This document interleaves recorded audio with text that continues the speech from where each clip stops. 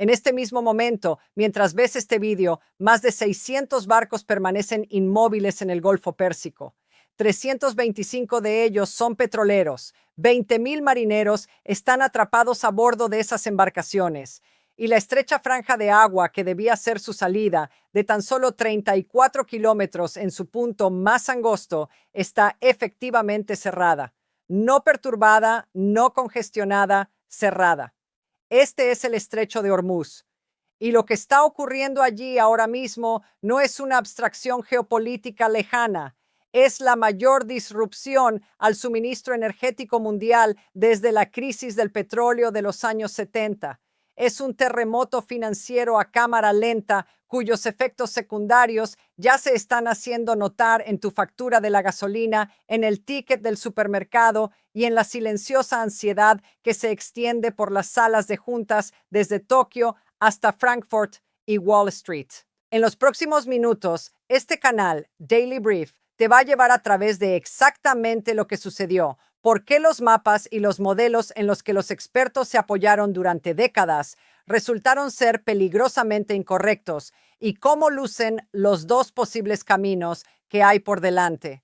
Uno de ellos lleva a un lugar manejable, el otro lleva a un lugar para el que ninguno de los que tienen el poder parece estar completamente preparado. Quédate conmigo, porque esta historia sigue desarrollándose y la parte que la mayoría de la cobertura mediática está omitiendo es precisamente la que más importa. Suscríbete a Daily Brief ahora mismo si aún no lo has hecho. Dale a la campanita de notificaciones porque en una historia que se mueve tan rápido no puedes permitirte ir 48 horas por detrás. Volvamos al antes de todo esto. Porque para entender la catástrofe hay que entender la arquitectura de la trampa. Retrocede a un periodo que, al menos en la superficie, se sentía como una tensión controlada. Los analistas de las principales instituciones financieras redactaban notas sobre el riesgo de Hormuz. Los investigadores de defensa publicaban artículos sobre la vulnerabilidad de los puntos de estrangulamiento. Y sin embargo, la economía global seguía poniendo precio al petróleo como si el estrecho fuera a permanecer abierto de alguna manera para siempre. Esa suposición, silenciosa, cómoda, casi invisible, fue el primer error. Esta es la geografía. El estrecho de Hormuz se sitúa entre las dentadas cordilleras de la península arábiga al sur y la costa iraní al norte. En su punto más angosto, entre la isla del Arak y la península de Musandam, la distancia es de 21 millas, pero la realidad operativa real es más dura que eso. El esquema de separación del tráfico, los carriles de navegación acordados internacionalmente y adoptados por la Organización Marítima Internacional, comprime los corredores de tránsito reales para los superpetroleros a aproximadamente 3 kilómetros de ancho en cada dirección. 3 kilómetros para barcos que transportan cientos de millones de dólares en petróleo crudo. Barcos que, según Lloyd's List, llegaban a ser más de 100, transitando el estrecho cada día antes de que comenzara el conflicto. Piensa ahora en lo que pasa por esos carriles de 3 kilómetros. Según la Administración de Información Energética de los Estados Unidos, el estrecho manejaba más de una cuarta parte del comercio marítimo mundial total de petróleo y aproximadamente una quinta parte del consumo mundial de petróleo y productos petrolíferos tan recientemente como a principios de 2025. Casi el 20% del comercio mundial de gas natural licuado también transitaba por este corredor, principalmente desde Qatar. Cada día, aproximadamente 20 o 21 millones de barriles de petróleo atravesaban esta aguja. Más del 80% de ese volumen fluía hacia el este, hacia China, Japón, Corea del Sur, India, hacia las economías que fabrican los componentes electrónicos en tu bolsillo, los componentes de tu coche, el fertilizante que alimenta a una parte significativa de la población del planeta. Detente un momento. Lee eso de nuevo. Más del 80% del petróleo que pasa por Hormuz va hacia Asia. China recibe aproximadamente un tercio de sus importaciones totales de petróleo a través de este único corredor. Japón y Corea del Sur, naciones con una producción doméstica de petróleo prácticamente nula, dependen de esta ruta para aproximadamente el 90% de su suministro energético. India, una de las economías emergentes más importantes del mundo, ha construido su expansión industrial sobre supuestos que incluyen un estrecho de Hormuz en funcionamiento. Esto no es una vulnerabilidad, es una dependencia tan estructural, tan profunda, que apenas se registraba ya como un riesgo. Simplemente se había convertido en la condición de fondo de la civilización moderna. Y entonces, el 28 de febrero de 2026, esa condición de fondo se rompió. Según reportajes de múltiples medios, incluyendo la línea temporal de la crisis documentada en Wikipedia, Estados Unidos e Israel lanzaron ataques aéreos coordinados contra Irán en el marco de una operación que tenía como objetivo instalaciones militares, emplazamientos nucleares y altos mandos. El líder supremo fue asesinado. El cuerpo de la Guardia Revolucionaria Islámica de Irán respondió de inmediato con ataques de misiles sobre ciudades israelíes y bases militares estadounidenses en todo el Golfo, incluyendo las ubicadas en los Emiratos Árabes Unidos, Qatar y Bahrein. Hubo bajas y daños en la infraestructura, y entonces, en cuestión de días, lo que cada analista de seguridad energética había pasado años modelando como un riesgo extremo se convirtió en realidad. El CGRI emitió avisos prohibiendo el paso por el estrecho. Para el 4 de marzo, las fuerzas iraníes habían declarado formalmente cerrado el estrecho. Según la Organización Marítima Internacional de las Naciones Unidas, ha habido 21 ataques confirmados contra buques mercantes en la región, con 10 marinos fallecidos. Según datos de Lloyd's List Intelligence, más de 325 petroleros están varados en el Golfo. El estrecho no está abierto. Y aquí es donde esta historia se vuelve verdaderamente explosiva. Porque el alto el fuego anunciado el 8 de abril de 2026 no ha cambiado esa realidad de ninguna manera significativa. A partir de esta semana, el CEO de ADNOC, Sultan Ahmed Al-Jaber, declaró públicamente, y quiero ser preciso al respecto, que el estrecho no está abierto. Sus palabras, según lo reportado por Al Jazeera, el acceso está siendo restringido, condicionado y controlado. Irán ha dejado claro, tanto a través de sus declaraciones como de sus acciones, que el paso está sujeto a permisos, condiciones y palancas políticas. Eso no es libertad de navegación, eso es coacción. Un alto el fuego que no reabre un estrecho no es una resolución, es una pausa en un asedio. Si hasta aquí este análisis te ha resultado útil, dale like ahora mismo. Le dice al algoritmo que este contenido importa y ayuda a Daily Brief a llegar a las personas que necesitan entender lo que está ocurriendo realmente en los mercados energéticos globales. Hablemos de lo que significa el cierre en cifras concretas, porque la tendencia humana cuando se enfrenta a una catástrofe es abstraerla, hablar de geopolítica en el lenguaje de la estrategia y la diplomacia y mantener la realidad económica a distancia.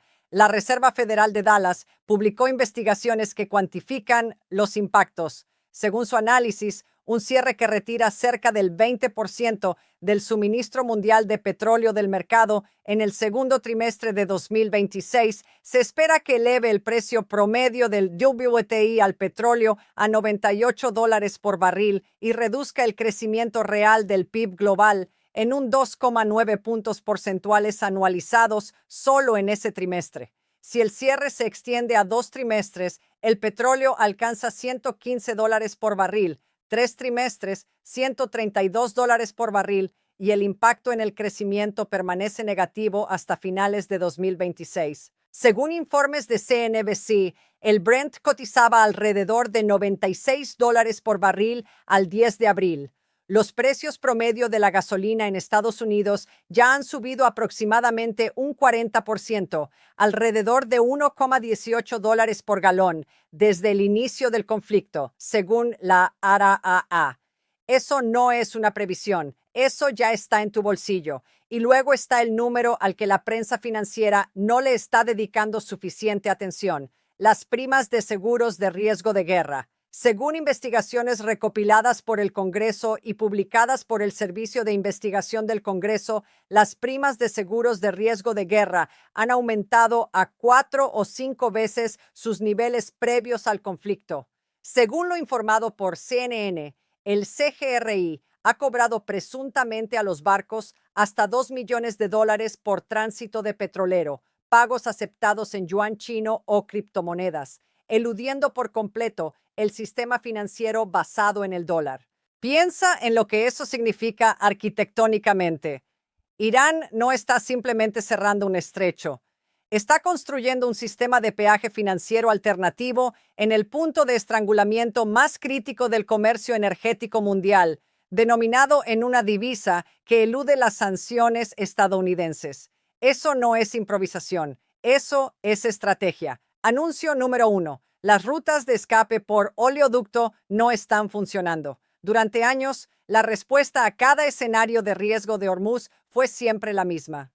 Tenemos alternativas. Los Emiratos Árabes Unidos construyeron el oleoducto ADCO de 370 kilómetros, conectando directamente los campos petrolíferos de Abu Dhabi con el puerto de Fujairah en el Golfo de Omán, fuera del estrecho. Arabia Saudí gestiona el sistema petrolina este-oeste directamente hasta el puerto de Yanbu en el Mar Rojo. En teoría, estos oleoductos ofrecen a los estados del Golfo una ruta alternativa. En la práctica, las cifras no se sostienen. El oleoducto de ADCO tiene una capacidad teórica de aproximadamente 1,5 millones de barriles por día, pero eso cubre solo una fracción de la demanda de exportación de los EAU. Como señala la Administración de Información Energética de Estados Unidos, la capacidad de derivación total disponible de los oleoductos saudíes y emiratíes combinados asciende a aproximadamente 2,66 millones de barriles por día en condiciones optimistas. Hormuz manejaba más de 20 millones de barriles por día. Eso no es una alternativa. Eso es una válvula de alivio en un sistema que necesita una compuerta. Arabia Saudí, según reportajes de CNBC y la firma de inteligencia energética Kepler, llevó el oleoducto este-oeste a su capacidad máxima de 7 millones de barriles por día en marzo, más de lo que jamás había bombeado, y aún así no fue suficiente. Y entonces Irán lanzó ataques contra los campos petrolíferos saudíes de Manifa y Kurais, reduciendo la producción del reino en aproximadamente 600,000 barriles por día. Varias refinerías también fueron atacadas. La ruta de escape por oleoducto está siendo estrangulada por ambos extremos, por la capacidad física en un lado y por los misiles en el otro. Mientras tanto, según lo reportado por Al Jazeera, los aliados de Irán han amenazado ahora con cerrar Bab el-Mandeb, el otro punto de estrangulamiento crítico que conecta el Mar Rojo con el Golfo de Adén. Un alto asesor del líder supremo de Irán declaró públicamente que el mando unificado del Frente de Resistencia ve Bab el-Mandeb como ve Hormuz. Si ese estrecho se cierra junto con Hormuz, según el análisis de Al Jazeera, una cuarta parte del suministro energético total mundial quedaría bloqueado simultáneamente. No existe ningún modelo, ningún plan de contingencia, ninguna liberación de la reserva estratégica de petróleo que cubra ese escenario. Anuncio número 2. Los países más duramente afectados son los que no tienen palanca para responder.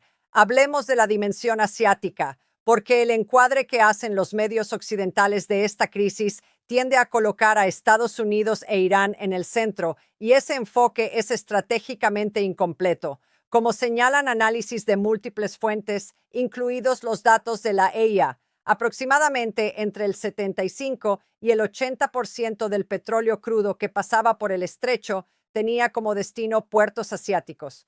China, el mayor importador de petróleo del mundo, recibe un tercio de su petróleo a través de Hormuz. China dispone de miles de millones de barriles en reservas estratégicas, pero esas reservas representan unos pocos meses de suministro, no un año, no una década. Japón obtiene aproximadamente el 70% de su petróleo de Oriente Medio a través del estrecho, y prácticamente todo su petróleo es de Oriente Medio. Las refinerías japonesas ya han solicitado a su gobierno la liberación de reservas. Corea del Sur se encuentra en una situación análoga. India, cuya trayectoria completa de crecimiento industrial a largo plazo depende de la energía asequible, enfrenta la misma exposición estructural. Estas economías no pueden simplemente girar hacia otro lado.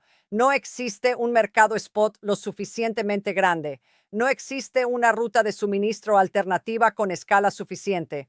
No existe ninguna palanca geopolítica que Tokio, Seúl o Nueva Delhi puedan accionar para reabrir un estrecho controlado por una parte en conflicto activo con Estados Unidos. Y ahora añade la dimensión de la que casi nadie está hablando: los centros de datos de inteligencia artificial. En 2026, algunos de los mayores proyectos de infraestructura de IA del mundo están teniendo lugar en los Emiratos Árabes Unidos y Arabia Saudí, con Microsoft, Nvidia y una hiperscaladora tras otra instalando servidores en el Golfo.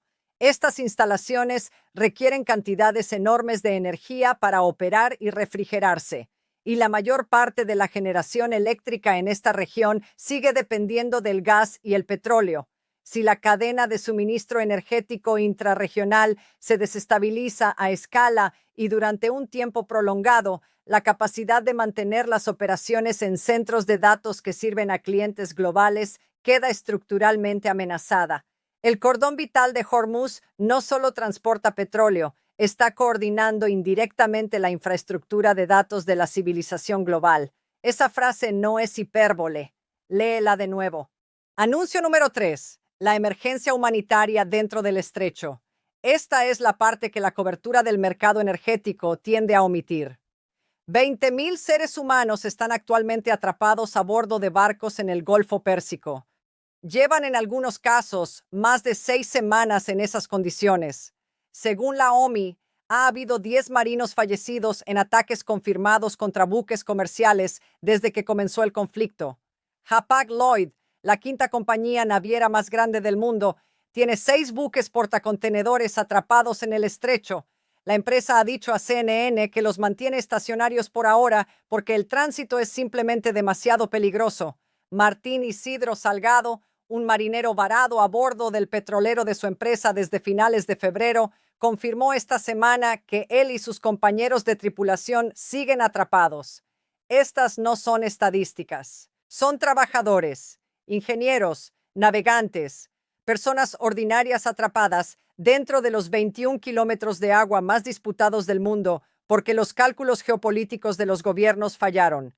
Como dijo el analista marítimo Seu Basser, quien pasó casi 4 décadas en la Marina India, a Al Jazeera, a pesar del anuncio del alto el fuego, el número de barcos que transitan el estrecho se cuenta con los dedos de una mano. La situación está marcada por la incertidumbre y la ansiedad. Con una mano se cuentan, de lo que antes eran más de 100 tránsitos por día. Hablemos ahora de lo que ocurre realmente en las salas de decisiones a las que nadie tiene acceso. Porque el drama visible, los posts de Trump, los anuncios de alto el fuego, los movimientos en el precio del petróleo, es la capa superficial. Por debajo, algo más estructural está sucediendo. El puerto de Jebel Ali en Dubái, el mayor puerto artificial del mundo, que maneja más de 150 ciudades en su red logística, está efectivamente cortado de su cadena de suministro de aguas profundas. El puerto proyectaba una capacidad objetivo de 20 millones de TEU para 2026. Ese plan de expansión se construyó sobre el supuesto de un estrecho en funcionamiento. Ahora se asienta detrás de un bloqueo. El plan económico D33 de Dubái, la ambiciosa estrategia del gobierno para duplicar el tamaño de la economía del Emirato, depende de la confianza del capital extranjero, el turismo de élite y la conectividad global. Como señaló con precisión la transcripción que forma la base de este análisis, basta con un solo dato negativo de seguridad en el Golfo para que incluso los huéspedes más adinerados reconsideren sus vacaciones. El impuesto psicológico sobre los inversores internacionales es real. Las primas de seguros de riesgo de guerra en Lloyd's de Londres ya no se fijan sobre tablas actuariales, sino sobre la temperatura política, y la temperatura política en el Golfo es ahora mismo la más alta que ha sido en décadas. Los Emiratos importan aproximadamente el 90% de sus necesidades alimentarias. la gran mayoría de las cuales llega por mar.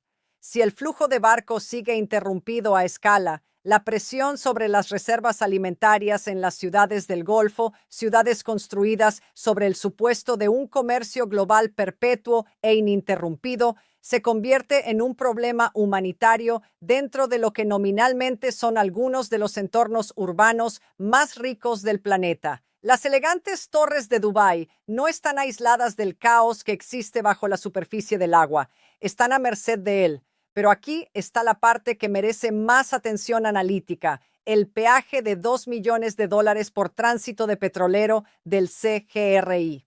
Piensa en la estructura de incentivos que esto crea. Irán no está utilizando simplemente Hormuz como arma de negación, lo está usando como arma de extracción, construyendo un flujo de ingresos denominado fuera del sistema del dólar, construyendo relaciones de dependencia con operadores navieros dispuestos a pagar, construyendo de facto una autoridad tributaria privada sobre el corredor energético más crítico del mundo.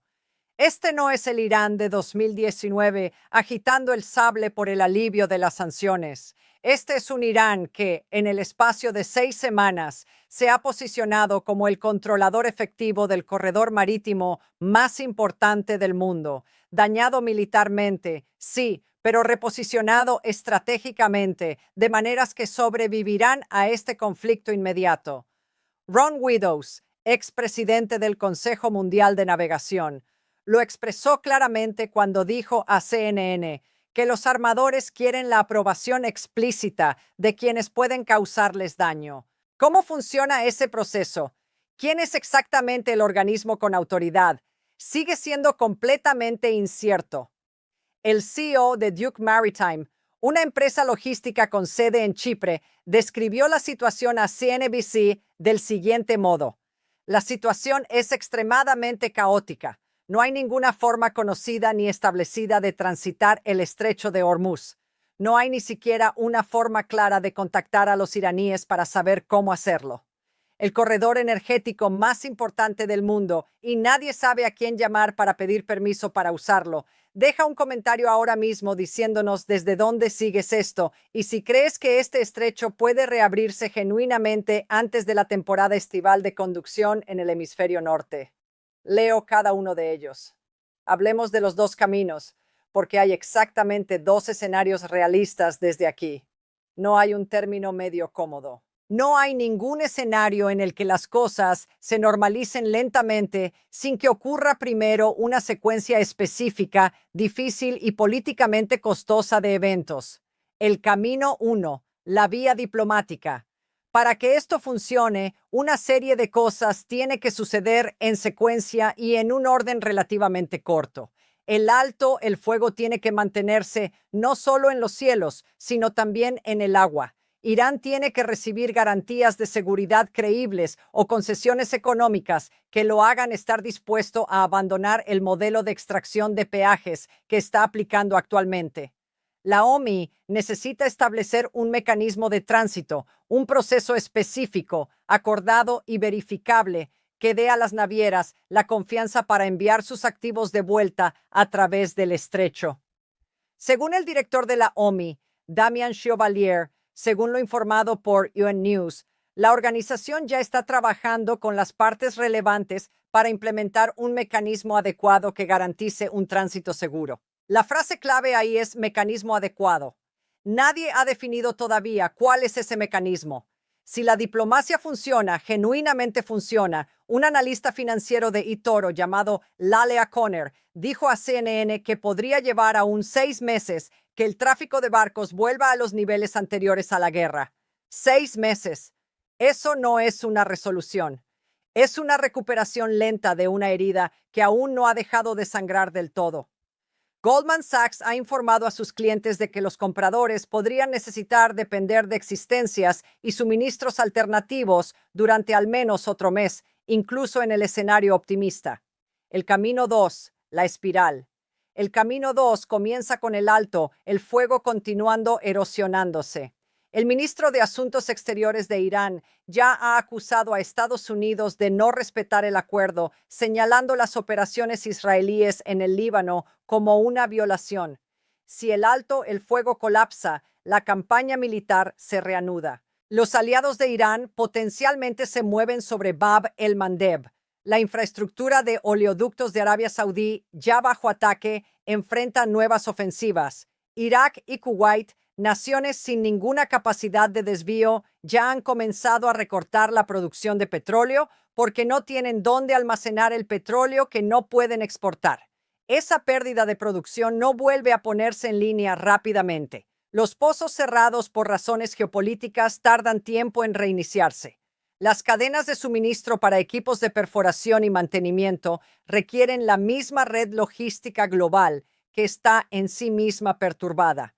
El modelo de la Reserva Federal de Dallas dice que si la perturbación dura 3 trimestres, el petróleo alcanza $132 por barril y el crecimiento real del PIB global permanece negativo hasta finales de 2026.